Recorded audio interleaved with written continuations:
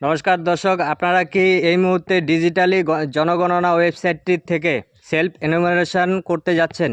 আর এই সমস্ত ডিটেলস সঠিকভাবে ফিল আপ করার পরও সেন্ড ওটিপিতে ক্লিক করলেই এইরকম একটা এরর মেসেজ দেখা যাচ্ছে, এসি আইডি নট জেনারেট। হ্যাঁ, অনেকেই কিন্তু বর্তমানে এই সমস্যাটির মুখোমুখি হচ্ছেন, কিন্তু কেন এরকম এরর মেসেজটি আসছে আর এর সলিউশন বা কী, আজকের ভিডিওতে আপনাদের সবটাই একদম জলের মতো পরিষ্কার করে দেব। তাই কোনো ভিডিওটি স্কিপ না করে পুরো ভিডিওটি শেষ পর্যন্ত দেখতে থাকুন। সবচেয়ে আগে জেনে নেওয়া যাক এই এসি আইডি নট জেনারেট বা সেলফ এনুমারেশন আইডি নট জেনারেটের আসলে কি, কেন দেখাচ্ছে। দেখুন, আপনারা যদি পশ্চিমবঙ্গে হয়ে থাকেন তবে আপনাদের অবগতির জন্য জানিয়ে রাখি, অনলাইনে নিজে নিজে একটি জনগণনার তথ্য জমা করা বা সেলফ এনুমারেশনের শেষ সময়ের সীমা কিন্তু ছিল 15ই আগস্ট পর্যন্ত।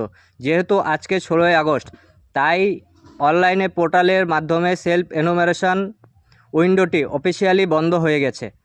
আর ঠিক এই কারণেই আপনারা যখনই নতুন করে সমস্ত ডিটেলস দিয়ে সেন্ড ওটিপিতে ক্লিক করছেন, সিস্টেম থেকে কিন্তু নতুন কোনো এনুমারেশন আইডি বা এসি আইডি তৈরি করতে দেওয়া হচ্ছে না।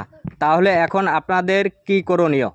আপনারা কি সেই সেন্সার বা জনগণনা শেষ বাদ পড়তে চলেছেন? একদমই না।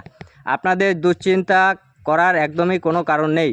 তবে অনলাইনে ডেটা শেষ হয়ে গেছে মানে এই নয় যে আপনাদের নাম বাদ পড়বে। আপনাদের এখন সিম্পলি অনলাইনে পোর্টালে আর বারবার ট্রাই না করে কিছুদিন ওয়েট করতে হবে। খুব শীঘ্রই সরকারি আধিকারিকরা নিজেরা আপনাদের বাড়িতে বাড়িতে যাবেন।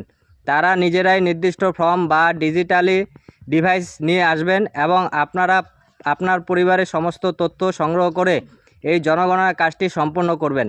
তাই অনলাইনে আর অযথা সময় নষ্ট না করে অফিসাররা বাড়িতে আসার অপেক্ষা করুন। আশা করি আপনারা পুরো বিষয়টি স্পষ্টভাবে বুঝতে পেরেছেন। তাই আপনারা আপনার পরিবার ও বন্ধুদের সাথে ভিডিওটি যত তাড়াতাড়ি পারেন শেয়ার করুন, যাতে তারাই অযথা অনলাইনে ট্রাই না করে দুশ্চিন্তা না করেন। ভিডিওটি দরকারি মনে হলে একটি লাইক এবং এইরকম গুরুত্বপূর্ণ সব আপডেট সময় মতো পেতে চ্যানেলটি এখনই সাবস্ক্রাইব করে পাশে থাকার বেল আইকনটি প্রেস করে রাখুন। দেখা হচ্ছে পরের ভিডিওতে। ভালো থাকবেন।